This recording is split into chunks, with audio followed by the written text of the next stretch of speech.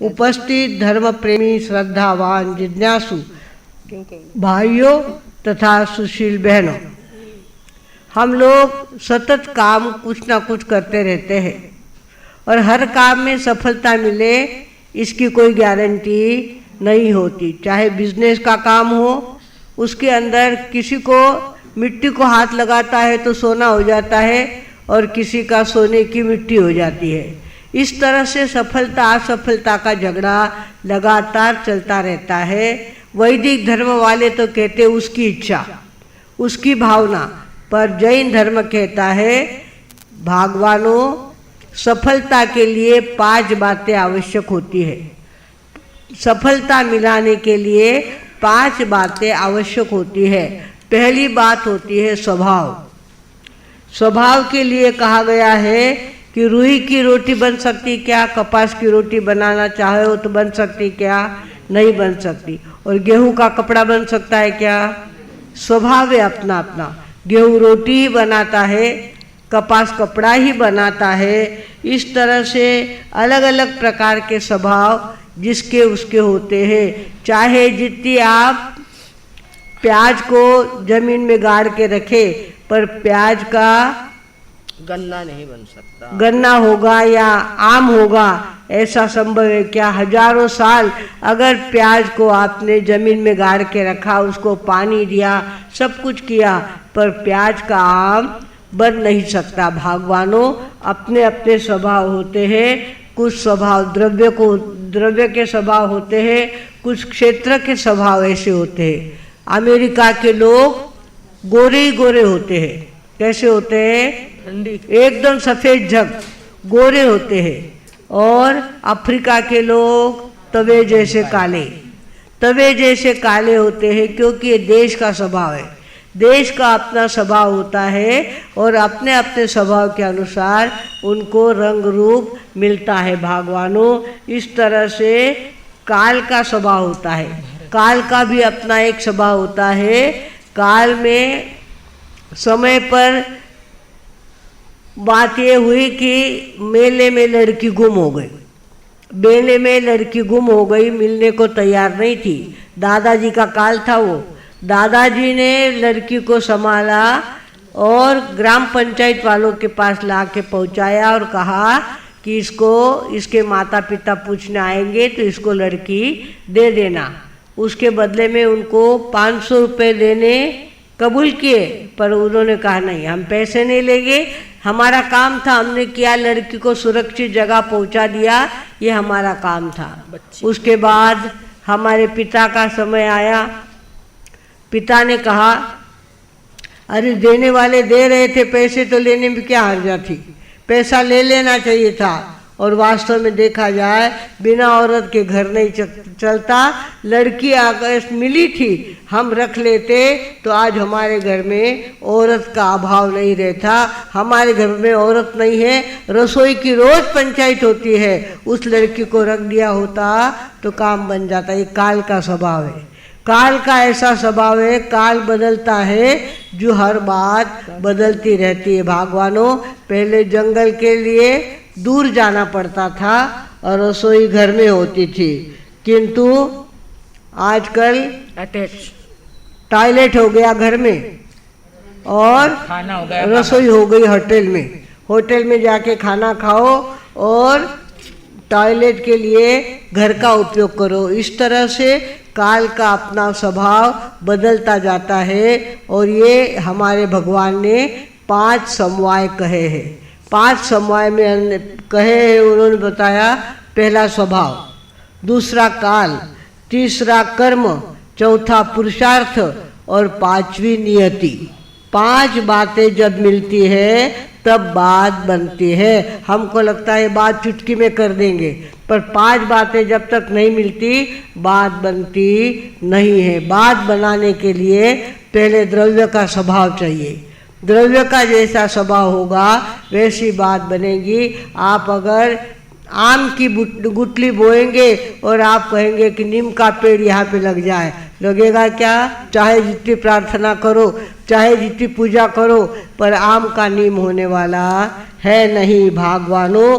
हमें चाहिए हम वस्तु के स्वभाव को समझे, वस्तु के स्वभाव को समझे। कहा गया है मोहरी कांदा उस, मोहरी कांदा उस, एक वाफा भिन्न रस, मोहरी कांदा उस। एक वाफा होता है, एक जमीन होती है जिसके अंदर अगर राई उगाई तो राई का टेस्ट अलग प्रकार का होता है, चरपरा होता है। और प्याज का मोहरी कांदा, कांदे का प्याज का अलग अलग स्वाद होता है। और उसी वाफे के अंदर, उसी जमीन के अंदर हमने गन्ना बोया है तो गन्ना कैसा होगा? मीठा। मीठा। वही बात है, वही सारी बात है, पर अपने अपना स्वभाव होता है। ये द्रव्य का स्वभाव होता है। आप कहेंगे कि मोहरी में से गन्ने का रस निकले तो निकलेगा नहीं, प्याज में से मोहरी का स्वाद निकले तो निकलेगा नहीं।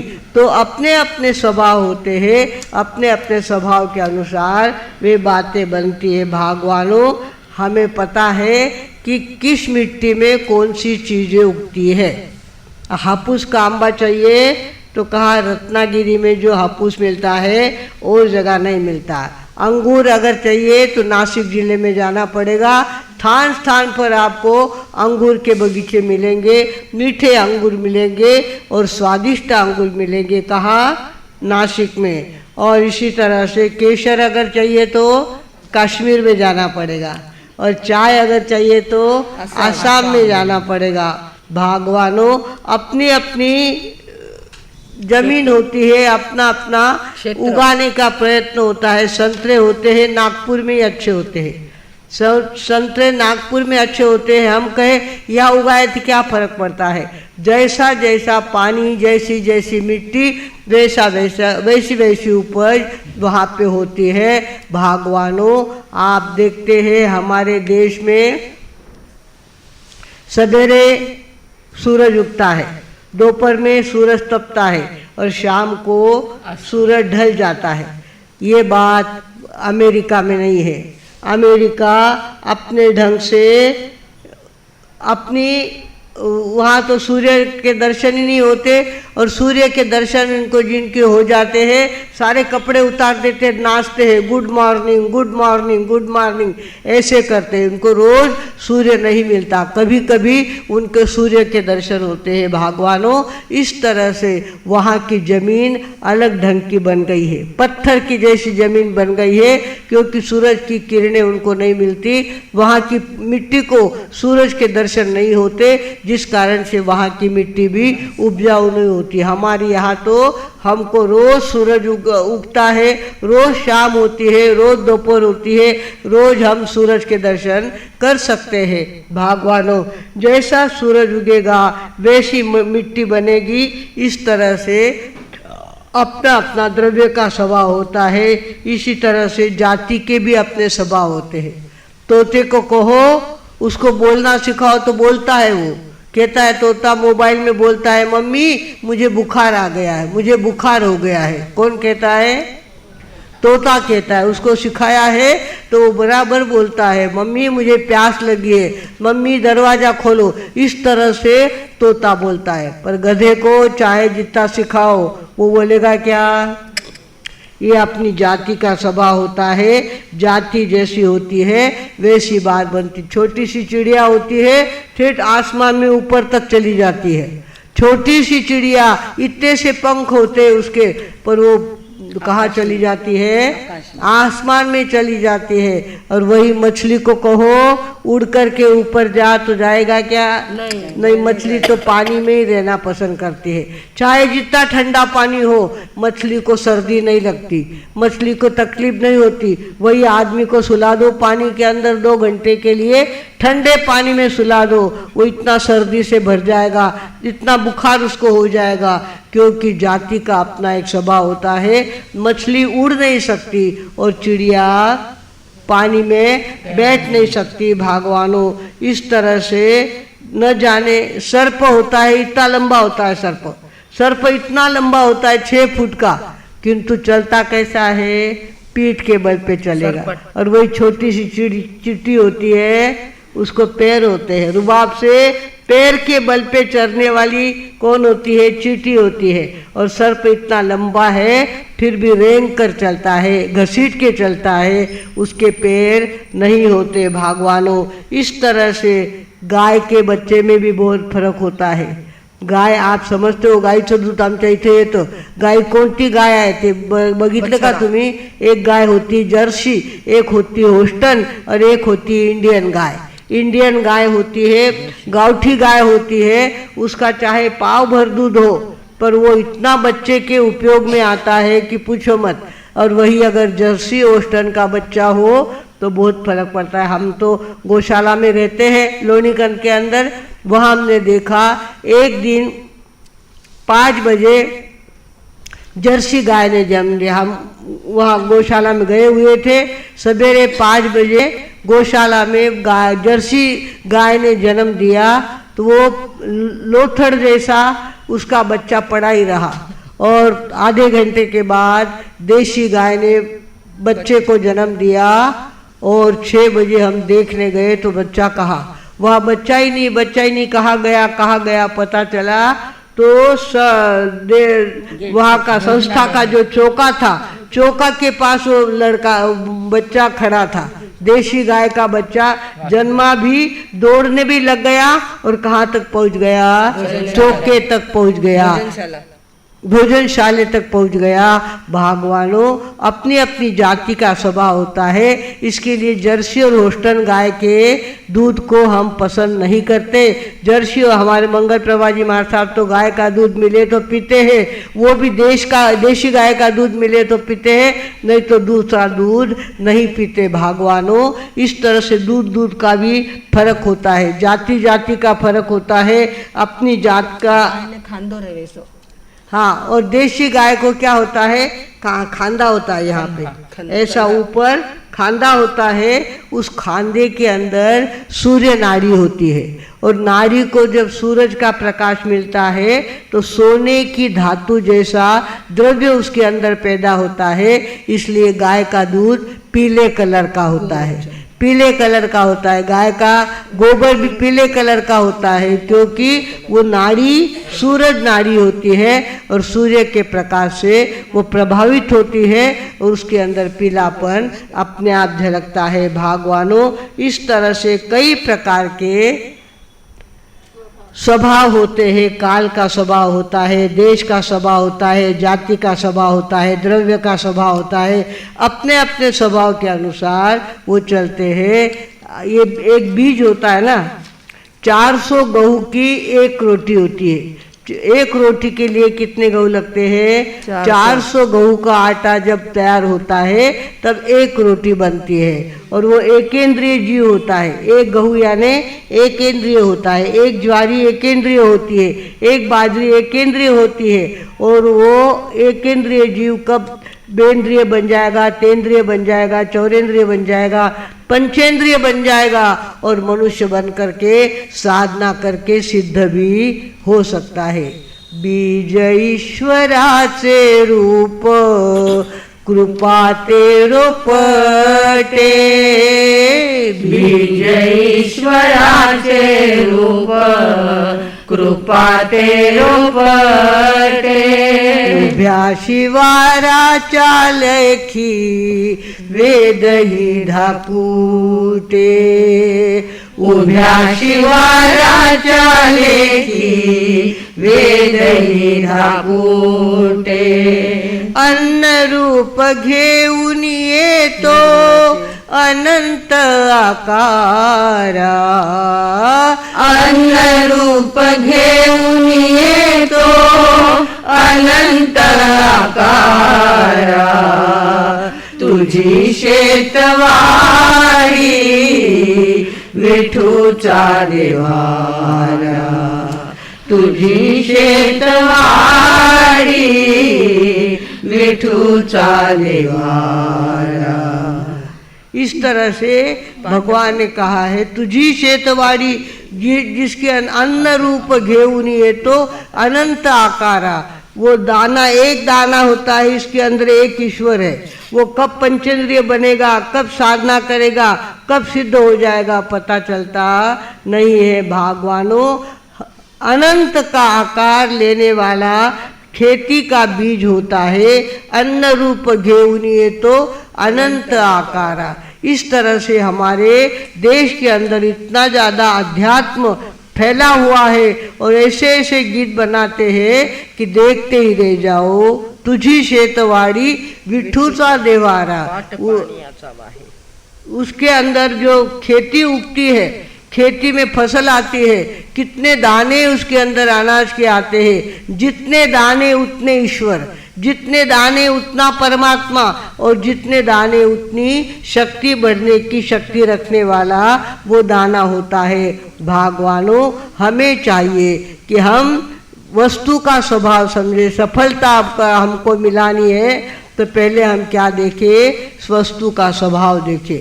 वस्तु का स्वभाव क्या है इसका चिंतन करें और उसके बाद वस्तु का उपयोग करें। उसके बाद काल का स्वभाव, काल भी बड़ा महत्व होता है। 5 समय हमारे यहाँ कहे गए हैं, स्वभाव, काल, कर्म, पुरुषार्थ और नियति। ये 5 बातें बताई है भगवान ने।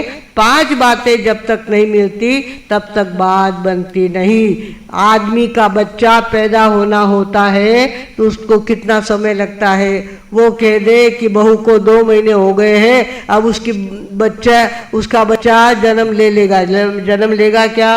2 महीने में बच्चा जन्म लेता नहीं है। उसको 9 महीने 9 दिन पूरे होंगे तब बच्चा जन्म लेगा।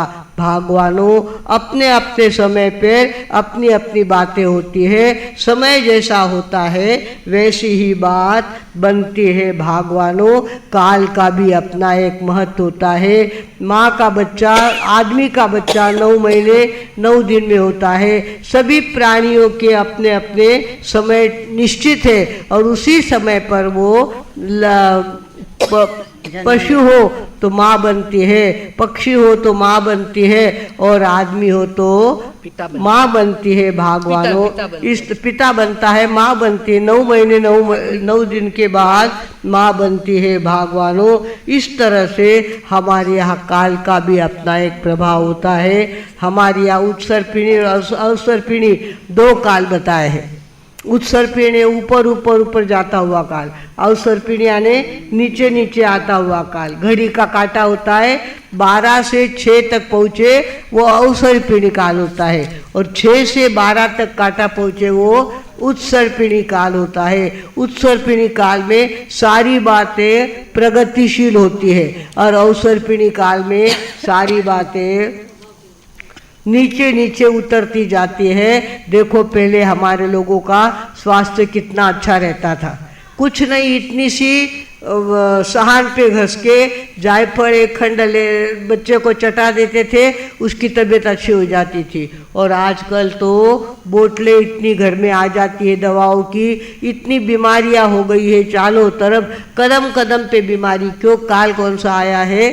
अवसर्पिणी काल आया है। अवसर्पिणी काल के 5वें आरे में हम लोग रहते हैं और 5वें आरे का प्रभाव होता है ये दुखम आरा है।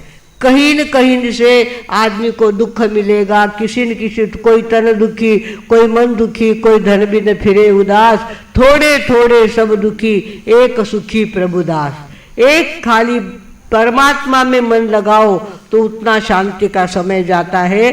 बाकी तो सारा कभी मन दुखता है, कभी तन दुखता है, तन में कभी सर्दी होती है, कभी कफ होता है, कभी पित्त बढ़ जाता है। इस तरह से हमारे शरीर के रोग हमेशा होते ही रहते हैं। अवसर्पिणी काल में और ज़्यादा रोग होते हैं। ऐसे गर्मी के दिन आते हैं तो गर्मी की बीमारियां होती है, ठंडी के दिन आते हैं तो ठंडी की बीमारियां होती है और बरसात के दिन आते हैं तो आजकल भूखसने लागे।